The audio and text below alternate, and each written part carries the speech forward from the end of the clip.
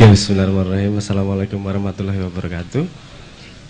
Sebelum saya masuk merespon tentang tema, saya tak merespon tentang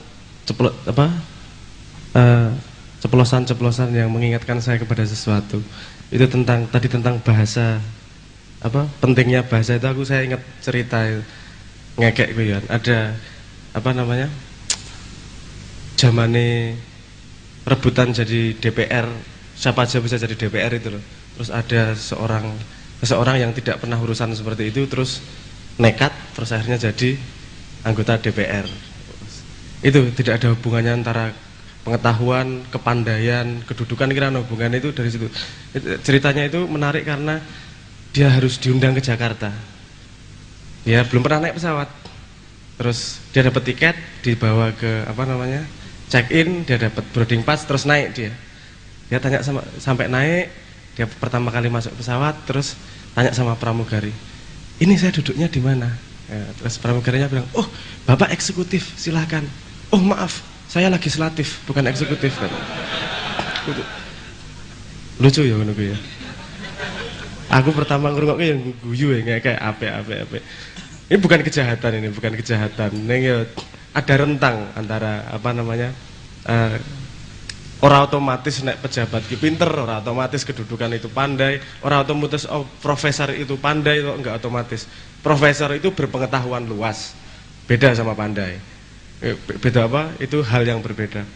Yang saya pengen merespon lagi itulah tentang itu tadi, bagaimana yang tentang foto itu tadi loh. Foto di backgroundnya masjid, terus ada komentar menuhankan masjid. Nah itu menurut saya agak penyakit itu, agak kronis itu di kita. Kita pengen megang ujung sama ujung gitu loh, nggak pernah mau satu langkah demi satu langkah untuk menganalisis masalah sehingga tepat sasaran ketika kita menganalisa sebuah keadaan. Nah sebelum saya bahas itu, karena nanti pakai analisa, saya pengen mengilustrasikan contoh sebuah cerita lagi. Apa ya cerita-cerita ya? Lanjut. Bang Aneko nyanyi cerita wae, bindeng. Ceritanya ada seorang pengacara. Itu dia lagi stres uteke, lagi ngurusi koruptor ora enggak jujur sama dia, pokoknya stres lah. Mumet dia masuk ke warung kopi, sama ngopi sama telek-telek ngene iki. Warung kopi yang di pojokan, yang sangat rendahan lah, pinggir jalan agar tidak ditemui oleh teman-temannya gitu. Terus yang punya kopi rada aneh iki, kok pakai jas ngopi di sini, keadaan kayak stres nih. Dia tanyain, "Pak, ada apa ya, Pak? Ada masalah apa?" Wah, ini karena masih silaturahmi itu tadi. Peduli dia sama konsumennya. "Gimana, Pak? Ada masalah apa? Saya bikin kopi perang badar, Pak." Apa itu? Ya nanti setelah minum kopi pengen perang badar nanti di rumah gitu. Oh enggak, saya lagi pusing ini. Pusing kenapa, Pak? Ya pekerjaan. Bapak pekerjaannya apa ya? Saya pengacara. Pengacara itu banyak acara atau gimana, Pak? Pekerjaan gimana itu? Enggak. Itu pekerjaan pakai logika lah, kata dia gitu. Saya itu tukang kopi, Pak, jangan pakai tinggi-tinggi bahasanya, Pak. Logika itu apa loh, Pak? Logika ruwet. Gini, saya kasih contoh aja. Kata si pengacaranya. Saya kasih contoh aja. Bapak punya akuarium tuh, saya lihat. Berarti Bapak tuh penyayang binatang ini. Oh iya, saya sayang sama binatang. Kalau gitu di rumah kemungkinan punya kucing atau anjing. Oh iya, saya punya anjing. Kalau Bapak penyayang binatang pasti juga penyayang manusia. Kalau lihat umurnya Bapak pasti punya anak. Iya, Pak, saya punya anak, 2 anak saya. Oh, kalau Bapak punya anak, berarti Bapak punya istri. Ya pasti, gimana kalau nggak punya istri? Berarti Bapak tidak homo, katanya gitu. Oh ya bener, pinter ya, dari akuarium tahu kalau saya nggak homo, katanya gitu. Loh, itu namanya logika, kan gitu. Itu namanya, oh ya saya tahu logika. Pergi nih, temennya yang langganan di situ, serius ya kaya niki ngobrolnya, saya pengen tahu ini ngopo iki arek-arek iki mau. Ngobrol apa ya, Pak? Wah ini logika le. Apa? Gimana logika, Pak? Jelasin saya. Oh, tak jelasin logika. Kamu punya akuarium nggak di rumah? nggak punya homo kamu berarti kan.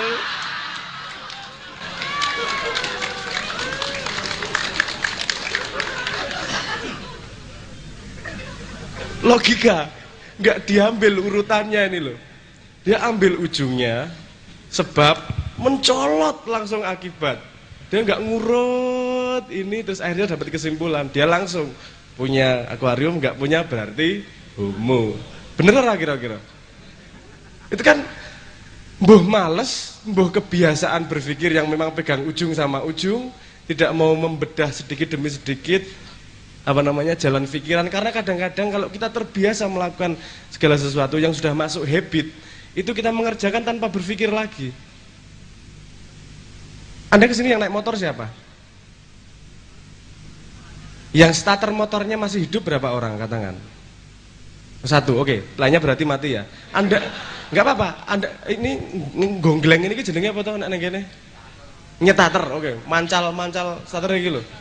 Anda kesini tadi mancal starternya berapa kali?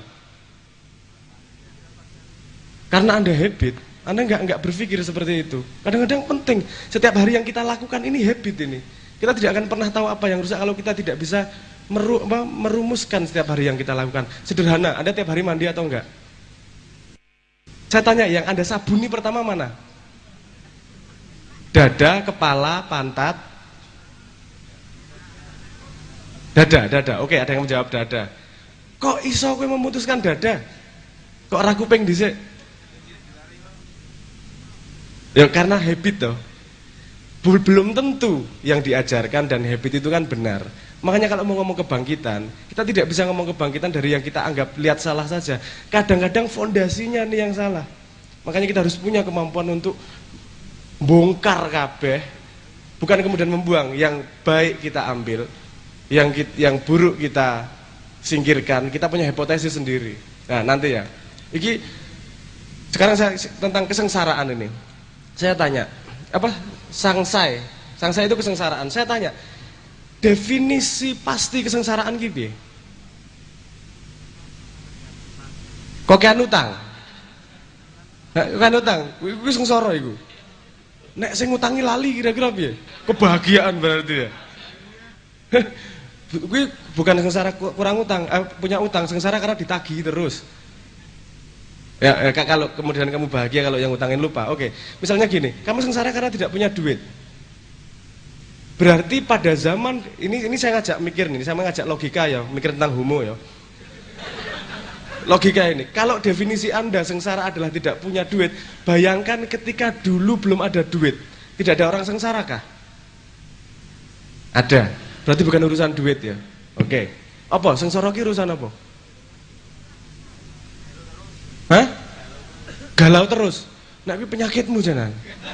Nek galau ki iso hormon, iso karena tidak mampu menghadapi kenyataan. Nek galau terus ra iso nganu, ra iso dipecahke masalahe. Urip ki kudu nglalui galau ya kadang-kadang. Apa jenenge? Kowe ora ngising rong dino ngono galau kok mesti. Ngopo iki sing salah apa manganku, apa aku kena santet. Macam-macam pikirane. Ming ra iso ngising kuwi nek urusan galau ki. Nanti nih kita sedikit aja kita definisi tentang kesengsaraan. Sengsara ki apa toh jane? Titik di mana sih? Kita mendeteksinya pada sebuah keadaan di luar atau sebuah respon yang kita rasakan di dalam. Tok pikir sing ditekeh ra karuan, sing iso tuku apa wae, sing iso tuku pesawat 13 misalnya. Apakah dia tidak merasakan kesengsaraan?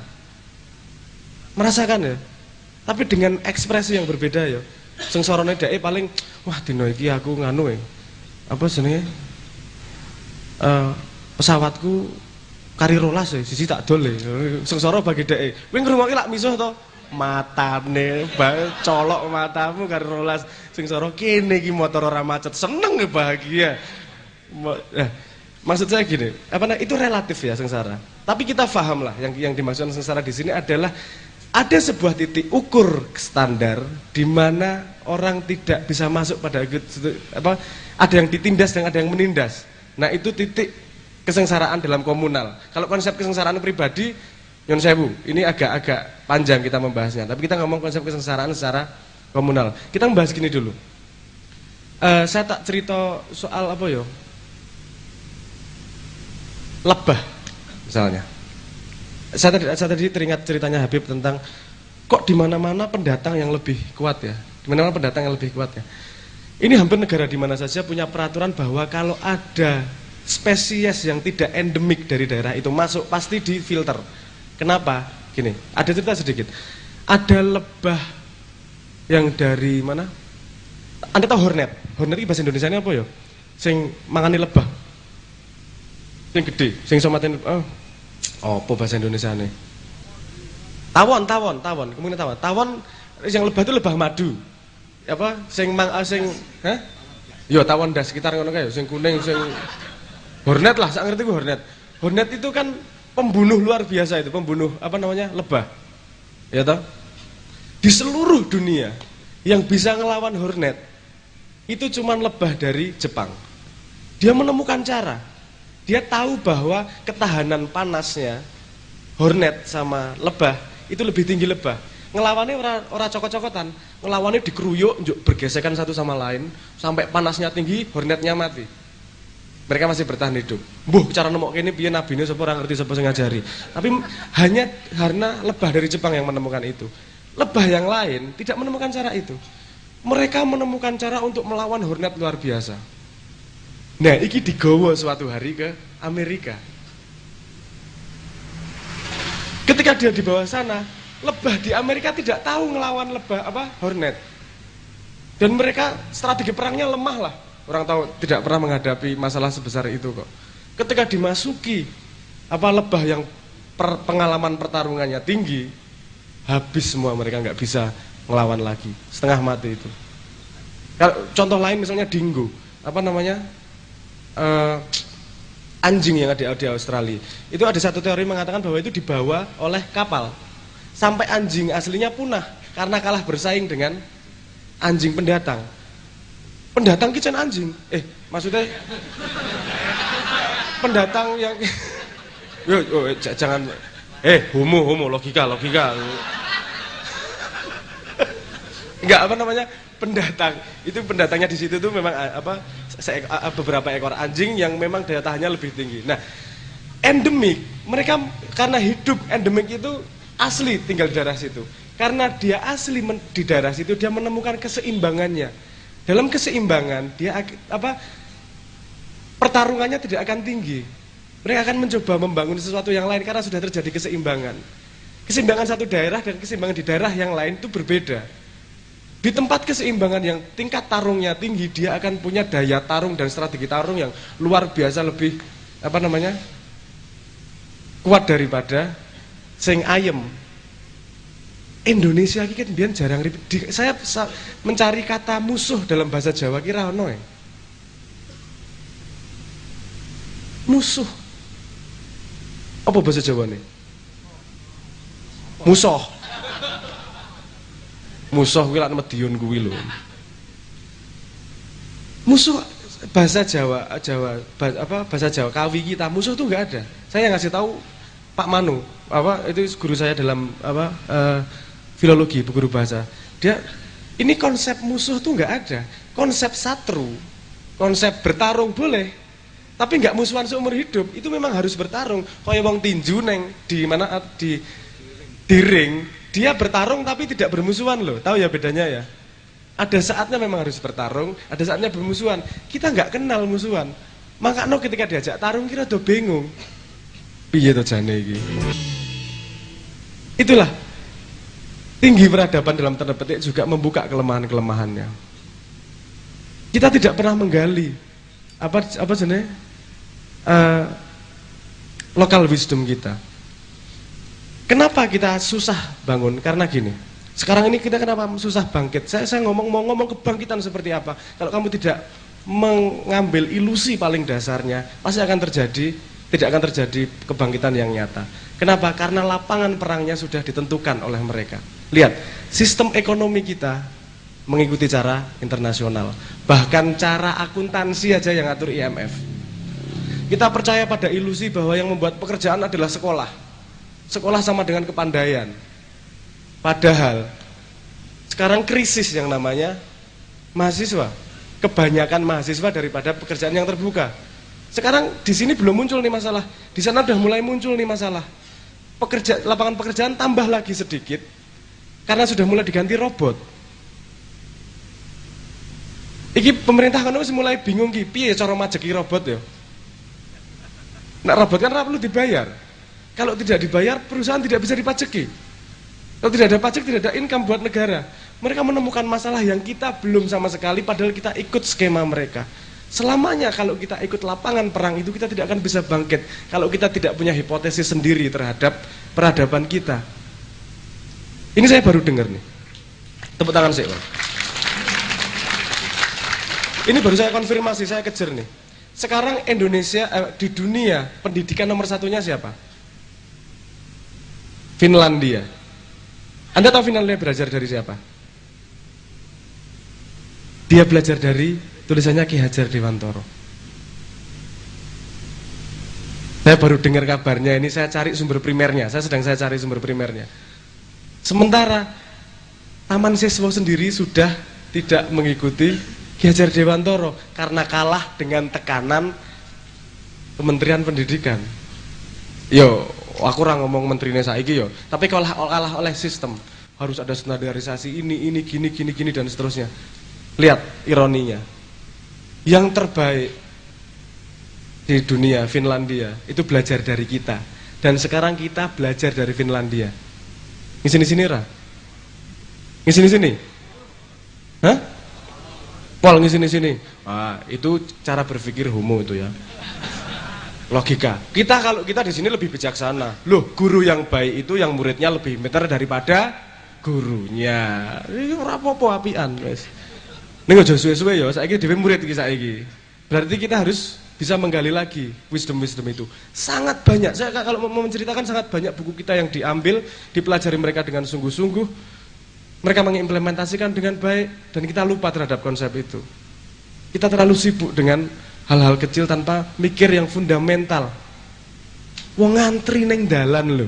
Ngantri ngantri masuk loket aja masalah kok. Itu ya itu basic, itu sangat menunjukkan.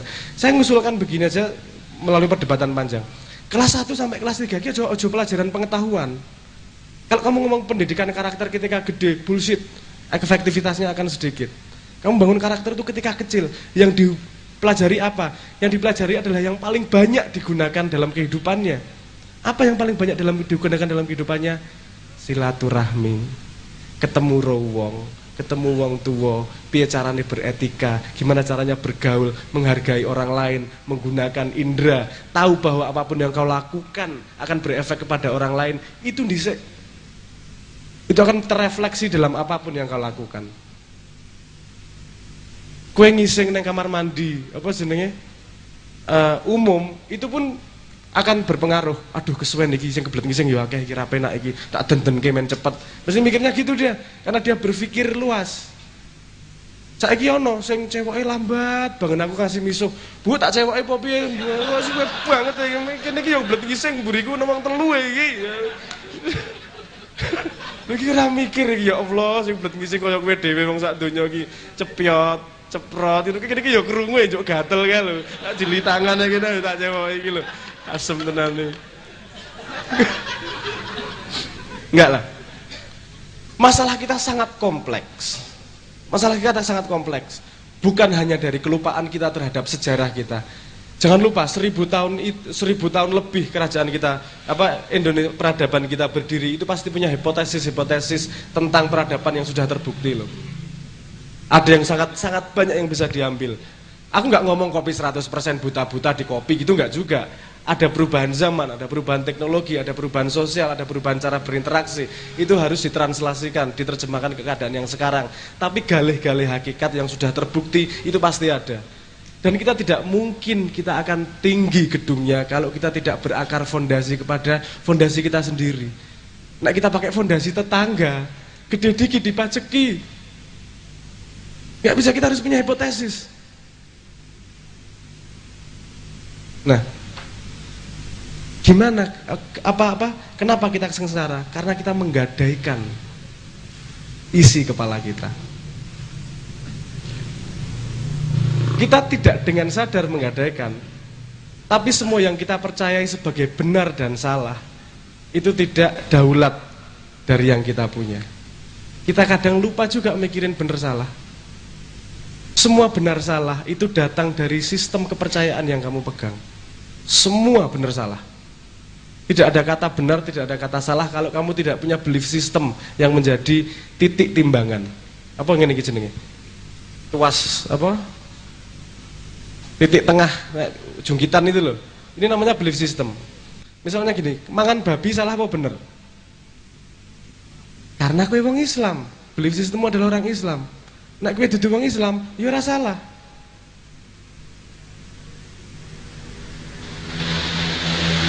Salah apa bener?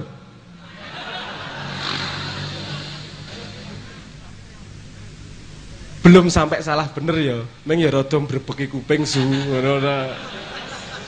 Ya ora apa-apa. Gini. Itu tadi, Habib Anis tadi sempat ngomong gini. Kita lupa yang di dalam, kita selalu sibuk dengan yang di luar, nggak tahu yang di luar apa ngambilnya dari mana, pokoknya kita adopsi saja. Di sini dulu terakhir kita pernah ngomong tentang personalitas, identitas dan seterusnya ya. Saya pengen satu langkah lagi lebih ke dalam daripada situ. Kalau kita sering ngomong yang di luar yang di dalam, itu kan selalu ada batas. Kalau keluar di dalam semua paham lah. Tapi maksudnya mana luar, mana dalam.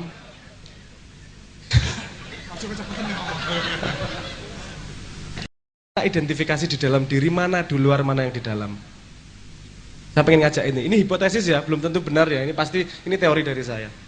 Harta itu di luar atau di dalam? Kenapa? Hah? Karena terlihat. Oke, kalau uang wuto terus punya harta? Oke, tapi hampir semua tahu bahwa ini ngetes tadi itu, ngetes homo tadi itu loh. Ngetes logika, maksudnya ngetes logika itu tadi. Oke. Kita itu paham lah harta di luar. Kalau wadak ini di luar atau di dalam? Badan ini loh, di luar atau di dalam? Kenapa di luar?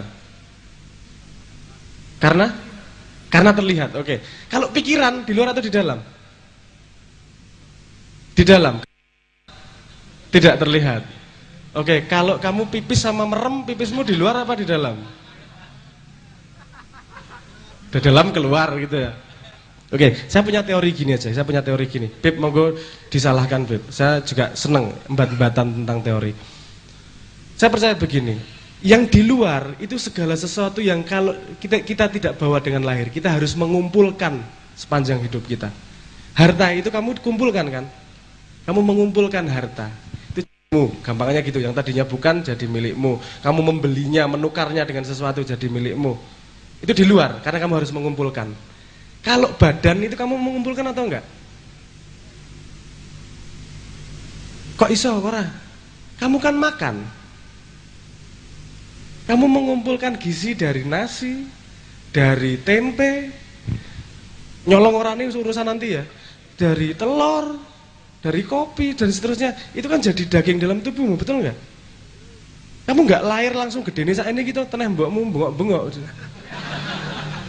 Kamu kecil mengumpulkan gizi segala macam, mengumpulkan jadi besar, betul nggak? Jadi badan itu di luar atau di dalam? Di luar, oke. Bahasa di luar atau di dalam? Bahasa omongan gitu. Di luar karena kamu harus belajar mengumpulkan, betul nggak? Semua pikiranmu itu di luar atau di dalam? Di luar toh. Karena kamu harus belajar mengumpulkan informasi, membuat sambungan narasi, membuat retorika, membuat logika, menyambungkan sebab akibat, membangun rumah pemahaman dan seterusnya lah. Itu semua dari luar. Oke, yang di dalam juga apa sing kesiso? Pikiranmu bukan, bahasamu bukan, badanmu bukan, hartamu bukan. Kroso. Kowe iso kroso dhewe tanpa ada sebab. Tiba-tiba jijiki. Ora ono apa-apa jijiki iki rada wong edan iki. Ada jenis rasa yang seperti itu. Yang tiba-tiba kowe seneng tanpa sebab. Kowe bungah Kalau wong sastra nyebutnya poetic moment, di mana melihat sesuatu apa namanya dan punya persepsi yang berbeda terhadap sesuatu itu misalnya, atau tiba-tiba senang hati nih, tiba-tiba gembira. Ada yang nyebutnya intuisi, ada yang menyebutnya fatwa hati, ada yang macam, ada beberapa yang apa definisi yang lain. Tapi kebanyakan perasaan dari luar. Kenapa? Ngelihatnya sederhana. Perasaanmu lebih kocak ketika kamu remaja daripada ketika kamu sudah dewasa. Entah karena utangnya sudah banyak, tapi setahu saya dari wadak sendiri, memang dari badan sendiri, kalau memang remaja hormonnya masih mencoba menyeimbangkan sehingga emosinya masih, perasaannya masih terombang-ambing. Oke, kita balik lagi. Terus yang di dalam yang tersisa apa? Nek bukan pikiranmu, bukan omonganmu, bukan wadakmu, bukan hartamu, apa? Hah? Nyawa ki sing endi to jane? Ayo. Roh ki sing endi to jane? Oke, saya nggak mau masuk ke sana karena saya belum Habib. Lu tekan mati ya ora Habib ya. Oke, tapi saya pengen gini aja. Saya pengen menyebut sebuah kata saja yang sangat-sangat sederhana dan kamu pernah mendengarkan setiap hari. Tapi itu paling berharga, tapi paling dilupakan dan paling disepelekan. Di luar semua, selain yang itu semua, jangan lupa bahwa kamu tuh hidup loh. Ya dah? Ada hidup dalam dirimu. Anak aku ngomong tajali ndak pengaruh Arab ngono kok jarene.